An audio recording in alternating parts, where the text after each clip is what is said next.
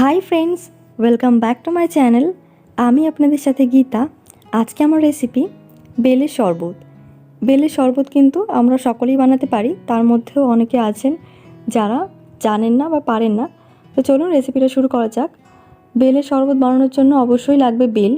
আমি বেলটা ভালো করে ধুয়ে ফাটিয়ে মাঝখান থেকে সব বেল বার করে নিচ্ছি। এখন শুধু বেলটা একটা বাটির মধ্যে বার করে নিচ্ছি। এখন কিন্তু বেলের ভেতর থেকে আমি কিছু ফেলছি না। তবে আপনারা চাইলে এই পর্যায়ে বেলের দানা আর যে আঁশগুলো রয়েছে সেটা ছাড়িয়ে নিতে পারেন। আর তারপর আমি বেলটাকে একটা বড় বাটিতে ট্রান্সফার করছি।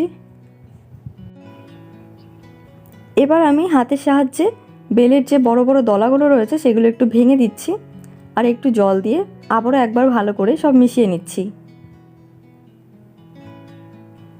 শরবতটাতে আমি কিন্তু দুধ দিয়েছি, তবে আপনারা চাইলে এটা পুরোটাই জল দিয়ে করতে পারেন বা পুরোটাই দুধ দিয়েও করতে পারেন। এবার আমি এর মধ্যে দিয়ে দিচ্ছি দুধ। 1 কাপ মতো দুধ দিচ্ছি।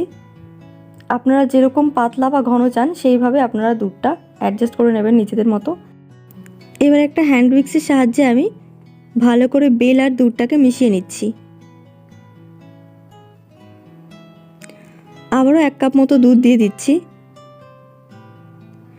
দুধটা কিন্তু একেবারে মেশানো যাবে না, তাহলে দুধ আর বেলটাকে ভালো করে ফেটানো যাবে না, তাই জন্য আমি দুবার করে দিলাম। আর এইবার বেলের যে দানা আর যে আঁশগুলো রয়েছে সেগুলোকে আমি আলাদা করে নিচ্ছি।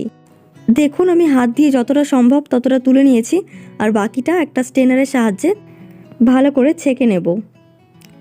একেবারে দেবেন না, প্রথমে একবার দিলাম, তারপর একটা হ্যান্ড উইক্সের সাহায্যে ভালো করে নাড়ছি যাতে কিনা বড় বড় আঁশগুলো স্ট্রেনারের মধ্যেই থেকে যায়। পুরো বেলটা আমি ভালো করে ছেঁকে নিচ্ছি। আসলে এগুলো দেখানোর কিছুই নেই, এগুলো সবাই পারে।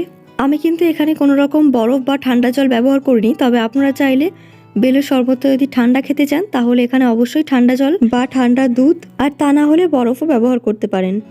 বেলটা ছাঁকা হয়ে গেলে এখানে চিনি অ্যাড করতে হবে। আপনারা আপনাদের পছন্দ মতো মিষ্টি এখানে অ্যাড করতে পারেন। আমি এখানে 1/4 কাপ মতো চিনি দিয়ে দিচ্ছি, আর তারপর ভালো করে হ্যান্ড উইক্স দিয়ে আবারও মিশিয়ে নিচ্ছি। চিনিটা ভালো করে গলে যাওয়ার পরই আর অল্প একটু দুধ অ্যাড করে দেবো। আমার মনে হচ্ছে একটু ঘন রয়েছে, তাই জন্য অ্যাড করছি। আমি এখানে একটা বড় সাইজের বেলের জন্য প্রায় 500 গ্রাম মতো দুধ ব্যবহার করেছি। আপনারা আপনাদের পছন্দ মতো পাতলা বা ঘন করে নিতে পারেন। আমাদের আজকের বেলের শরবত একেবারে রেডি সার্ভের জন্য।